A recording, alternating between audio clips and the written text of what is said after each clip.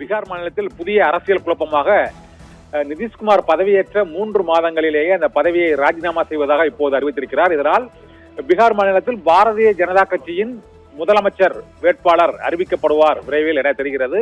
இன்று அவர் வெளியிட்டுள்ள ராஜினாமா குறித்த அறிவிப்பில் 20 ஆண்டுகளாக எனக்கு ஆதரவளித்த பீகார் மாநில மக்களுக்கு என்றென்றும் நன்றியுடையவனாக இருப்பேன் என்று அவர் கூறியிருக்கிறார். மாநிலங்களவை எம்பியாக விரும்பி தான் பதவியை ராஜினாமா செய்திருக்கிறேன் என்றும் அவர் அந்த அறிவிப்பில் தெரிவித்திருக்கிறார். புதிய அரசு புதிய முதலமைச்சர் பதவியேற்க இருக்கிறார். அவருக்கு எனது வாழ்த்துக்களையும் தெரிவித்துக் கொள்கிறேன்.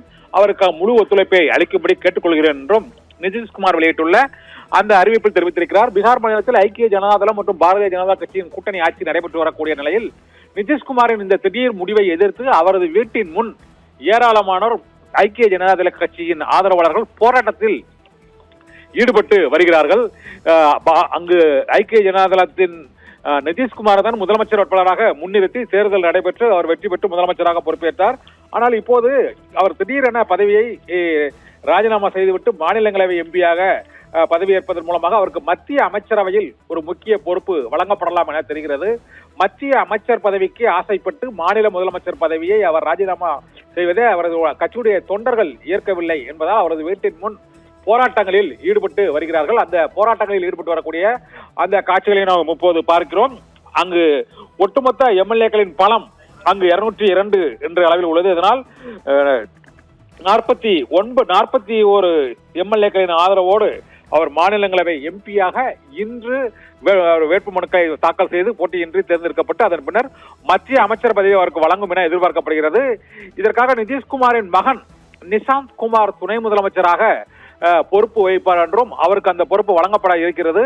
நிஷாந்த் குமாரின் அரசியல் எதிர்காலத்திற்காக தனது முதலமைச்சர் பதவியை தியாகம் செய்து அவர் மத்திய அரசியலில் தேசிய அரசியலில் ஈடுபடுவதற்கான முயற்சியில் ஈடுபட்டிருப்பதாகவும் தகவல்கள் கூறுகின்றன. இதற்கு ஐக்கிய ஜனதாதள கட்சியில் கடும் எதிர்ப்பு எழுந்திருக்கிறது. அதனால் இந்த மாநிலங்களவை தேர்தலையொட்டி முதலமைச்சர் பதவியை ராஜினாமா செய்துள்ள நிதிஷ்குமார் ஏற்கனவே பல்டி ராஜ் என்று அழைக்கப்படுபவர். அவர் தலைகீழ் பல்டிகளை அரசியலில் அவ்வப்போது அடிக்கக்கூடியவர். ஆனால் இந்த முறை பதவி பல்டி அடித்திருக்கிறார்.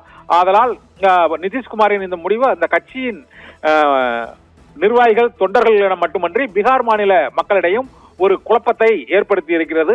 பாரதிய ஜனதா கட்சி பீகார் மாநிலத்தை ஆள வேண்டும், முதலமைச்சராக பீகார் மாநிலத்தைச் சேர்ந்தவர் பொறுப்பேற்க வேண்டும் என்பதற்காக நிதிஷ்குமார் வலியுறுத்தி கட்டாயமாக ராஜினாமா செய்ய வைக்கப்பட்டாரா அல்லது அவரே விரும்பி அவருடைய மகன் நிஷாந்த் குமாரின் அரசியல் வாழ்க்கைக்கு வழிவிடும் வகையில் அந்த பதவியை அவர் ஏற்றாரா என்ற கேள்வி சர்ச்சை எழுந்திருக்கிறது.